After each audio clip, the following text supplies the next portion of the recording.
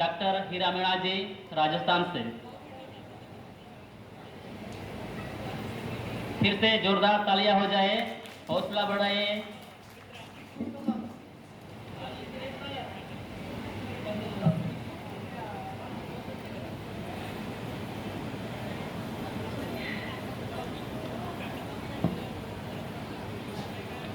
जय सेवा, जय जोहार, जय आदिवासी और आप सबकी जय हो। ये पहले महिला आदिवासी सम्मेलन के हम सब हस्ताक्षर है, गवाह है कि ये सम्मेलन गढ़चिरौली में हो रहा है। गढ़चिरौली महाराष्ट्र का वो सेंसिटिव इलाका है जिससे सरकारें भी कांपती है यहाँ आने से, और यहाँ पर पहला महिला साहित्यिक सम्मेलन होना हम सब के लिए, पूरे भारतवर्ष के आदिवासी समाज के लिए बहुत गर्व की बात है कि हम सब महिलाएं इस गढ़चिरौली में अपने साहित्य के साथ, अपनी भाषा के साथ, अपनी संस्कृति के साथ, अपनी अस्मिता के साथ बड़े शांतिपूर्ण तरीके से यहाँ ये सम्मेलन का आयोजन कर रहे हैं। ये बहुत बड़ा ऐतिहासिक मुकाम बनेगा, ऐतिहासिक इमारत बनेगी। हम आदिवासी महिलाओं के साथ पूरे आदिवासी समाज और भारत की जो विभिन्न संस्कृतियां हैं, विभिन्न भाषाएं हैं, विभिन्न भौगोलिक विविधताएं हैं, वो विविधताएं और उन विविधताओं में एकता, हम आदिवासी पूरे संसार को ये संदेश देते हैं। आप लोगों को मैं बताना चाहूंगी, मेरा जो विषय है वो दिया गया है आदिवासी भाषा संस्कृति के संवर्धन में महिलाओं का योगदान। ये विषय हमें यूनेस्को ने भी दिया है 28वें आदिवासी भाषा दशक के दौरान। आदिवासी भाषा दिवस 9 अगस्त 2022 में जो थीम दी गई थी, उस थीम का विषय था प्राकृतिक या परंपरागत ज्ञान के संरक्षण और प्रसारण में आदिवासी महिलाओं की भूमिका। तो सोचिए, आदिवासी महिलाओं को ही परंपरागत ज्ञान की भूमिका के लिए स्पेशल क्यों थीम दी गई उन्होंने? क्योंकि आदिवासी महिलाएं वो महिलाएं हैं जो संसार के सबसे प्राचीन ज्ञान को अपनी पीढ़ी से दूसरी पीढ़ी, यानी दादी से दादी, दादी से दादी या नानी से नानी, नानी से नानी सहेजती लाई है। हजारों लाखों सालों से सहेजती लाई है। उसका उदाहरण हमारे पूरे भारतवर्ष में प्राचीन पर्वतमाला जो अरावली कहलाती है, उसके शैल चित्र खुद बोल रहे हैं, भीमबेटका के शैल चित्र खुद बता रहे हैं, बस्तर के शैल चित्र खुद बता रहे हैं। और उनकी जो समानता है वो हमारे पुरखों की सोच है, जो ज्ञान है, जो संवर्धन है, जो जीवन और जीने की प्रेरणा है, प्रकृति के साथ जो सहजीवी संबंध है, उन संबंधों की स्थापना करते उनके टोटम की जो व्यवस्था है वो सब उन चिन्हों में आपको देखने को मिलती है। और आदिवासी महिलाओं ने उन सब को सदियों से सहेजा है और सहेज कर आज आपके सामने गढ़चिरौली में भी उपस्थित है, जहां साहित्य अकादमी के जो सचिव है उन्होंने हाथ खड़े कर दिए थे कि सरकार ने हमें मना कर दिया है कि वो संवेदनशील इलाका है, उसमें हम फंडिंग नहीं करेंगे। सोचिए, ये आदिवासी क्षेत्र है, आदिवासी महिलाओं के साहित्यिक सम्मेलन के लिए उनसे सहयोग माना गया था, लेकिन उन्होंने कहा कि सरकार ने कहा कि वो संवेदनशील इलाका है, वहां फंडिंग नहीं करेंगे। तो हमारे नाम से जो जनजाति गौरव दिवस मनाया गया है वो क्या था? क्या था वो जनजाति गौरव दिवस? जब जनजाति को फंडिंग नहीं हो रही, साहित्य के क्षेत्र में नहीं हो रही, और हमारे नाम से बहुत सारी योजनाएं और बहुत सारे चीजें चलती रहती है। अभी आजादी का अमृत महोत्सव चल रहा है और देश बड़े जोर शोर से मना रहा है। सोचिए, इस देश को आजादी में 75 साल हो गए, लेकिन हम आदिवासी पहला आदिवासी महिला सम्मेलन यहाँ गढ़चिरौली में अपने सामाजिक सहयोग से कर रहे हैं। तो ये कैसी सरकार है, कैसा लोकतंत्र है, कैसी व्यवस्था है, कैसा अमृत महोत्सव है? हमें सोचना होगा कि जो व्यवस्थाएं हैं वो आदिवासियों के लिए कितनी पूरक है, या कितनी पेशी है, या कितनी उनकी भाषा, साहित्य, संस्कृति या उनके वजूद को स्थापित करने के लिए वो प्रगतिशील है। हम आदिवासियों की जो भाषाएं हैं वो संसार की सबसे बेहद खूबसूरती और ज्ञान का विशाल भंडार है, क्योंकि जो आदिवासी भाषा है वो संसार में लगभग 7,000 भाषाएं और बोलियां हैं। इनके 12,000 भाषा परिवार है। और भारत में देखा जाए तो भारत में 5 भाषा परिवार है और इन 5 भाषा परिवारों में आज भी भारत में लगभग 19,569 के आसपास भाषाएं और बोलियां हैं। लेकिन भारतीय संविधान में सिर्फ 2 आदिवासी भाषाओं को अनुसूची 8 में दर्ज किया गया है, बोडो और संथाली। बाकी आदिवासी भाषाओं का जिक्र कहीं पर है और अधिकतर का नहीं है। मैं बताना चाहूंगी, हम आदिवासियों का जो अस्तित्व है, जो संस्कृति है, जो इतिहास है, जो पुरखा परंपरा का ज्ञान है, वो इन्हीं आदिवासी भाषाओं और बोलियों में समाहित है। तो हम सबको मिलकर अपनी अपनी मातृभाषा और बोलियों को सहजना होगा, उनको लिखना होगा, उनमें गाना होगा, गुनगुनाना होगा, उनको वापस से जीवंत करने के लिए हमें हर संभव प्रयास करना होगा। क्योंकि व्यवस्था ने आपका शिक्षा का माध्यम बदल दिया, आपका रोजगार का माध्यम बदल दिया, आप जहाँ रहते हैं वहाँ अन्य संस्कृति का प्रभाव बढ़ा दिया, तो आपकी भाषा या आपकी संस्कृति विलुप्त सी होती जा रही है। और आदिवासी समाज तो वो समाज है जिसने इस देश को बनाने के लिए अपनी बहुत सारी रियासतें दी है। और समाज का होता है कि 558 रियासतें इस भारत के निर्माण में दी है। हमारे पुरखों ने इस देश को, भारत को बनाने के लिए 558 रियासतें दी है। इसमें पूर्वोत्तर भारत तो अलग है और आदिवासी समाजों की जो रियासतें या जो जमीन जायदाद दी गई है वो अलग है। इसीलिए संविधान में अनुसूची 5 और 6 हम आदिवासियों को विशेष रूप से आरक्षण की व्यवस्था के साथ दी है। ये सच आपको कोई नहीं बताता कि इस धरती को बनाने के लिए आदिवासियों से धरती ली गई है। ये आदिवासियों की धरती पर ये देश बना है। ये आदिवासियों का देश था, आदिवासियों का देश है और आदिवासियों का देश ही रहेगा। इसका वजूद हम हैं। यहाँ गढ़चिरौली में आकर पहला साहित्यिक महिला सम्मेलन का आगाज कर रहे हैं। ये आगाज इसलिए है कि हमारे पुरखों ने वाचिक परंपरा में वो ज्ञान सहेजा था, एक कंठ से दूसरे कंठ या एक पीढ़ी से दूसरी पीढ़ी में पहुंचाया था। लेकिन अब उस ज्ञान पर बहुत बड़े संकट आ रहे हैं, बहुत बड़े प्रहार किए जा रहे हैं, या उस ज्ञान को मिटाया जा रहा है और उस ज्ञान का नामकरण करके हमारी जो ऐतिहासिक इमारतें हैं, हमारी जो सांस्कृतिक वजूद है, उनका नामकरण किया जा रहा है, हमारे शहरों का नामकरण किया जा रहा है, हमारे पुरखों के साथ मतलब हिंदूकरण किया जा रहा है, हमारी पहचान को मिटाया जा रहा है। हमारे और आपके नाम के साथ या आपके बच्चों के नाम के साथ देवी या राम या श्याम या गणेश हिंदूकरण के नाम वो लोग जबरदस्ती थोप रहे हैं।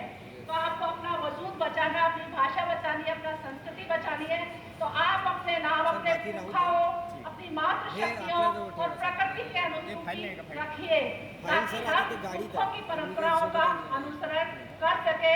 और जो आदिवासी की जीवन शैली है, जो जीवन दर्शन है, प्रकृति के साथ जीवो और जीने दो का जो संदेश है, देश भर के आदिवासी नहीं, पूरे संसार के आदिवासी, हम पूरे विश्व में लगभग 50 करोड़ से भी ज्यादा आबादी की संख्या रखते हैं और हमारी 5000 समाज है, समुदाय है और कबीले हैं और इनकी 7000 भाषाएं और बोलियां हैं। तो संसार का सबसे प्राचीन और सबसे विस्तृत ज्ञान भंडार आदिवासी बोलियों और भाषाओं में है। आपको ये कहीं पर भी नहीं मिलेगा, क्योंकि जो काल्पनिक ज्ञान है या जो वर्णवादी व्यवस्था का ज्ञान है वो 2-2.5 साल से हमारे देश में आया है और हमारे पुरखों का ज्ञान सदियों पुराना है। इसको जोड़े तो सिंधु घाटी सभ्यता से 10,000 साल या 12,000 साल पहले वो संसार की सबसे विकसित, सबसे सर्वश्रेष्ठ, सबसे व्यापक, सबसे धनाढ्य व्यवस्था थी, जिसमें हमारे पुरखों के जो प्रतिलिपि चित्र मिले हैं, जो चित्र मिले हैं, वहाँ की जो सिंधु लिपि है, सिंधु घाटी सभ्यता की जो चित्र लिपि है, उस चित्र लिपि में हमारे पुरखाओं के जो गण चिन्ह है, हमारे पुरखाओं के जो मतलब कर्मठ जीवन के जो खेती से संबंधित या शिकार से संबंधित अस्त्र शस्त्र थे वो मिले हैं। प्रकृति की एक मूर्ति मिली है, देवी की मूर्ति मिली है, एक महिला की मूर्ति मिली है जिसके पेट से पेड़ निकल रहा है। वो मातृशक्ति व्यवस्था या मातृसत्तात्मक समाज या मातृशक्ति या प्रकृति को जन्म देने वाली नारी या प्रकृति का सिंबल है जो पूरे संसार को चला रही है। हमारे गौड़ समाज में जो बड़ा देव, सल्ला गागरा, पारिको महालिंगो, हमारे एशिया की सबसे बड़ी गुफा जो गोंदिया में है, कचारगढ़ में, मौलिक है, कितना प्राकृतिक है और सबको साथ लेकर चलने वाला है, जो काल्पनिक चीजों में आपको कहीं पर भी नहीं मिलेगा। कोरोना ने हमें बहुत कुछ सबक सिखाया है। पूरे संसार को मतलब कैद खाने की एक तरह से जेल जैसी सजा देखने को मिली और लोग खुद कीड़े मकोड़ों की तरह तड़प तड़प कर मरे हैं। लेकिन आदिवासी जीवन शैली और खान पान से वापस से मुड़ने के बाद फिर हमने वापस से जीवन में करवट बदली है और जीवन की नई राह की तरफ हम आए हैं। ये मैं नहीं कह रही, ये यूनेस्को भी कह रहा है, पूरा संसार कह रहा है कि आने वाली भयावह तबाहियों से, भयावह संक्रमण से, भयावह बीमारियों से या मानवता को मतलब एक मानवीय संबंधों में जीवन जीने के लिए, प्रेम पूर्ण संबंध जीवन जीने के लिए, सहजीवी संबंध जीने के लिए, एक दूसरे का आदर करने के लिए आपको आदिवासी जीवन शैली और जीवन दर्शन की ओर जाना होगा। क्योंकि जो पढ़े लिखे या बौद्धिक वर्ग या संपन्न वर्ग है वो ही आपकी तबाही का मंजर तैयार कर रहे हैं। और ये आपको महानगरों में जाके आपको देखना पड़ेगा, वहाँ जितनी भी नदियाँ सारी दूषित है, प्रदूषित है, उनका जल आप डायरेक्ट पी नहीं सकते। वहाँ पर आप ठीक से सांस भी नहीं ले सकते। वहाँ का जो खान पान है पूरा केमिकल से भरपूर है। अगर आप एक दिन भी रह गए तो आपका स्वास्थ्य खराब हो जाएगा। तो सोचिए, वो आदिवासी बहुल क्षेत्र जहाँ ताजी हवा ले रहे हैं, ताजा खान पान ले रहे हैं, स्वच्छ वातावरण है, स्वच्छ पेयजल है, वहाँ आपका आयु बढ़ रही है, जीवन बढ़ रहा है। और जहाँ पढ़े लिखे लोग हैं वहाँ आपका जीवन घट रहा है और मानवीयता और इंसानियत नाम की वहाँ पर कोई चीज़ नहीं मिलेगी। लेकिन यहाँ आदिवासी लोगों में आपको ये कूट कूट कर भरी मिली गई। उनके पास अपार सुविधाएं या व्यवस्था नहीं है, लेकिन उनके पास दिल बहुत अपार है। जो उनके पास है वो सब कुछ आपको समर्पित करने के लिए तैयार है। इसीलिए पूरे संसार ने आदिवासी जीवन शैली को अपनाने और आने वाली पीढ़ियों को बचाने की सलाह दी है कि पर्यावरण को बचाने के लिए आदिवासियों के साथ जुड़ना होगा। क्योंकि जहाँ पर आदिवासी है वही पर्यावरण बचा है। बाकी महानगरों या राजधानियों के नाम पर पर्यावरण का विपुल विनाश किया गया और हमारी सत्ता के साथ मिलकर पूंजीपति इसका धड़ल्ले से खुलेआम बहुत मतलब गलत फायदा उठा रहे हैं। हर जगह जंगल, पहाड़, नदियों को बेचा जा रहा है। आपको राष्ट्रवाद और धर्म और संस्कृति की शिक्षा दी जा रही है। देश पे घंटे बजाए जा रहे हैं, आपसे थाली बजवाई जा रही है, ताली बजवाई जा रही है, लेकिन आपको ना तो स्वास्थ्य की कोई सुविधा दी जा रही है, ना रोजगार दिया जा रहा है, ना आपके बच्चों को लिए शिक्षा की कोई व्यवस्था दी जा रही है। जबकि शिक्षण संस्थान सारे बेच दिए गए हैं। सरकारी संस्थान जिसमें हमारे और आपके बच्चे जाते थे उन संस्थानों को भी बेच दिया गया है। फिर भी आपको राष्ट्रवाद के नारे लगवा रहे हैं या राष्ट्रवाद का आपको पाठ पढ़ाया जा रहा है। सोचिए, जब सरकारी संस्थान बिक गए तो कौन सा राष्ट्र है? ये आए थे, बोलते थे हमें चाय बेचने वाला हूँ या चाय वाला हूँ, तो इस चाय बेचने वाले ने और उसकी टीम ने पूरे देश को बेच दिया है। यह हमें राष्ट्रवाद, गाय, गोबर, राम के सपने दिखा कर हमारे वजूद को मिटाने में लगे हुए हैं और खास तौर से आदिवासी समाज के वजूद को। क्योंकि आदिवासी समाज वो समाज है जो इस जंगल, जमीन और इस धरती का मूल मालिक रहा है, या वो इस मालिक का सहेजने वाला रहा है, या पहरेदार रहा है, या संरक्षक रहा है। इसीलिए जंगल जमीन वही बची है जहाँ हम सब आदिवासी रह रहे हैं। और ये गढ़चिरौली इसका बहुत बड़ा जीवंत उदाहरण है। बस्तर इसका जीवंत उदाहरण है। आप बेलाडीला चले जाइए, उड़ीसा चले जाइए, देश में कहीं पर भी चले जाइए, आपको आदिवासी जीवन शैली है, आदिवासी समुदायों के साथ प्रकृति भी आपको भरपूर रूप से मिलेगी।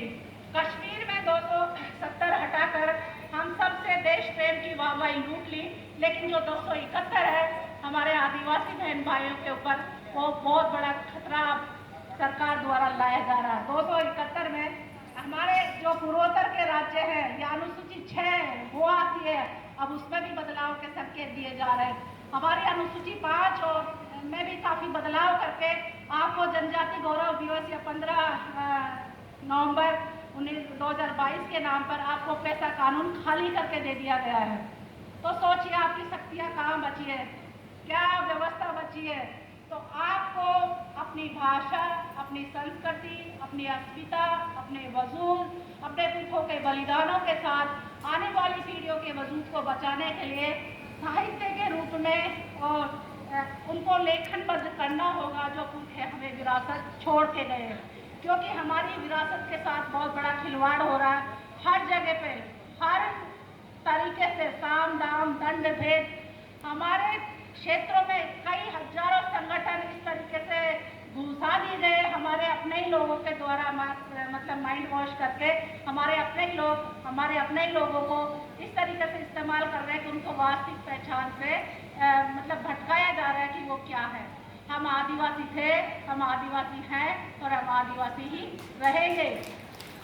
हम आदिवासी वर्णवादी व्यवस्था में नहीं आते, हिंदूवादी व्यवस्था में नहीं आते।